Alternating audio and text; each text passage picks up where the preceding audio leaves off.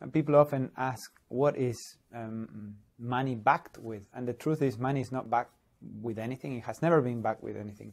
The euro is not backed with anything in particular, and neither is any other currency in the world. And gold, for example, for that matter, is not backed with anything either.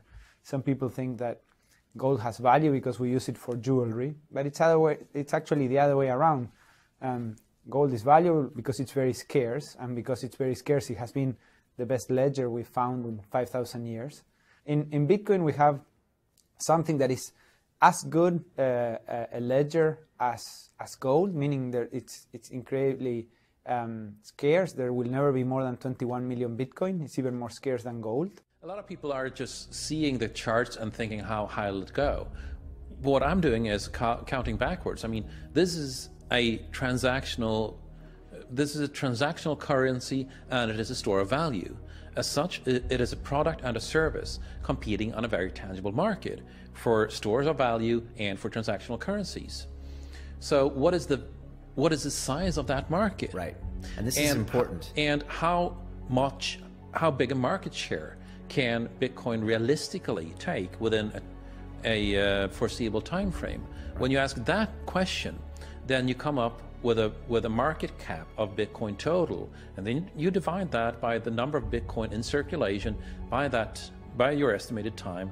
And seeing how Chinese are buying Bitcoin like crazy, I actually had to adjust this number upwards, but then you come up with a number of about $2 to $5 million per Bitcoin. Is Bitcoin the currency of the future, or is it the payment system they're developing? Bingo! It's the payment system. It's the blockchain encryption, and they're interesting things. I think Bitcoin, or the really blockchain encryption that's behind it, has a greater ability to bring more of the world's population out of poverty than anything we've seen. Bitcoin at first glance is digital money, but if you look a bit deeper, you realize that that is just one of the applications enabled by an underlying network that allows a distributed system of computers to build a global assets ledger. So like a list of transactions for the entire world that shows who owns what Bitcoin when.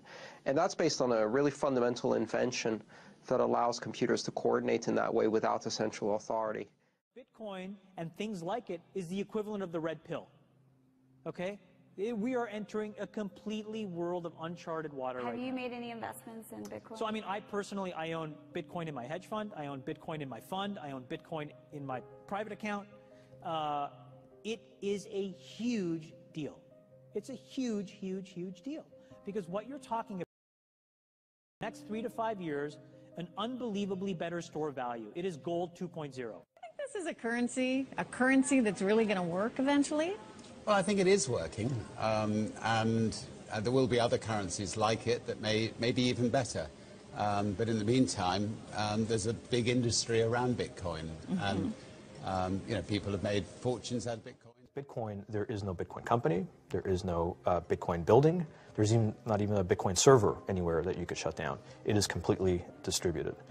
That's what's unique about Bitcoin. It is, for the first time, a way for the two of us to exchange value online without a third-party intermediary. Until the invention of Bitcoin, for you and me to exchange money online, we had to employ a third party, like PayPal, like Visa, like MasterCard. You'll see Bitcoin trading at 1,000, 2,000, 5,000, 10,000. Rick Falkvenia does an excellent analysis. He predicts that Bitcoin will capture between 1 and 10% of the global Forex market, which implies a price of between $100,000 to $1 million per Bitcoin. Most of the people who are on the sidelines not buying Bitcoin today will start to buy Bitcoin when it gets over 1,000, and then a greater percentage of people will definitely plow into Bitcoin when it starts to get over 10,000. It's still predicting Bitcoin $10,000 per Bitcoin in 3 years. Jeff Berwick is with us. He's an early Bitcoin investor, and he thinks that Bitcoin's going to keep on going straight up. And did you tell me during the break, I know you did, repeat it for the viewers, you think it's going to go to $1 million? I don't think it's going to go to $1 million, but it has the definite potential to do that. You're talking up your own book, because you own some Bitcoins, and you're just trying to make them go up. Well, I'm not doing anything except for saying what I think is the actual truth in the case. What's your connection to Bitcoin? My main connection is I'm incredibly excited about it. Bitcoin is a revolution in money and banking, the same way that the internet was a revolution in communication. Well, in what way are you part of it, other than that you own a Bitcoin or two? What's your part of it? Well, I write the Dollar Vigilante, and our big part of what we talk about is the dollar is going to collapse. And so I'm very excited that there's other alternative currencies coming out from the free market. The world is in financial disarray.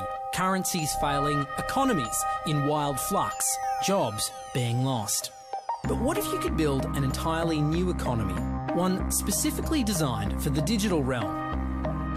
Well, that is the dream behind Bitcoin. Bitcoin, for those of you who don't know, is an electronic online currency that was created in 2009. It was made by someone who did it under the pseudonym Satoshi Nakamoto. Because some people have said, hey, Bitcoin is the answer to those problems. Are you a believer? Well, Bitcoin is exciting because it shows how cheap it can be. Bitcoin is better than currency in that you don't have to be physically in the same place. And, of course, for large transactions, currency can get pretty inconvenient. And what is Bitcoin? Bitcoin is a currency on the internet. I sent 100 euros worth of Bitcoin from here in Tokyo directly to you guys through this camera, through the network, through the TV, right into your home. If I had tried to do that, send you the money with a traditional bank, it would have taken several days and probably cost 30 euros. I just did it right now with Bitcoin instantly, basically for free, and didn't have to ask anybody for permission. I didn't need a bank, I didn't need a government, I didn't need anybody. I just needed myself and you and our smartphones to do it. That's the power of Bitcoin. Funds received. This community is switching to what they think is a better monetary system. A system in which banks are no longer needed because payments could be made directly from one person to another. Bitcoin is fundamentally different because in Bitcoin, you don't owe anyone anything and no one owes you anything. It is not a system based on debt. It is a system based on ownership. And no one can censor it, no one can seize it, no one can freeze it. It's November the 2nd, 2008, just 6 weeks after the Lehman Brothers collapse. And all over the world, there are panicked debates about how to save the banks. Then, on a little visited web forum for cryptographers, a document appears in which a completely new monetary system is proposed. The visionary author calls himself Satoshi Nakamoto. These were the darkest days of the financial crisis.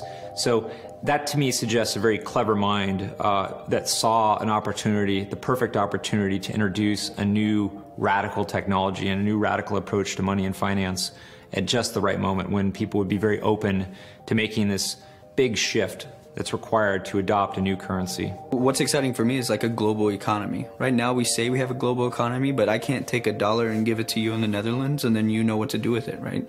You would have to go and change it to your native currency.